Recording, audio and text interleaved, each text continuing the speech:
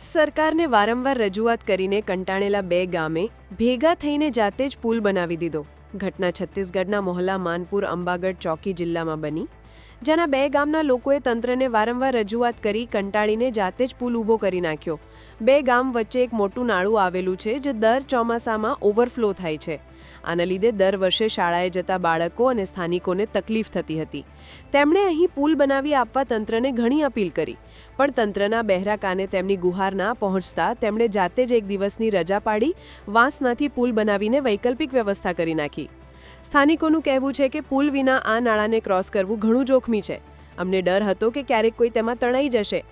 આ રસ્તા સિવાય અન્ય કોઈ વૈકલ્પિક રસ્તો નથી. ત્યાં એક માધ્યમિક, પ્રાથમિક અને ઉચ્ચતર માધ્યમિક શાળા છે, જ્યાંથી બાળકો જીવના જોખમે આ નાળું ક્રોસ કરે છે. ગામવાસીઓને ખબર છે કે આ વાંસનો પુલ એ માત્ર હંગામી ઉકેલ છે, જેથી હજુ તેઓ સરકારને યોગ્ય પુલ બનાવવા આગ્રહ કરી રહ્યા છે, જેથી તેમનું દૈનિક જીવન સુરક્ષિત અને સરળ બને.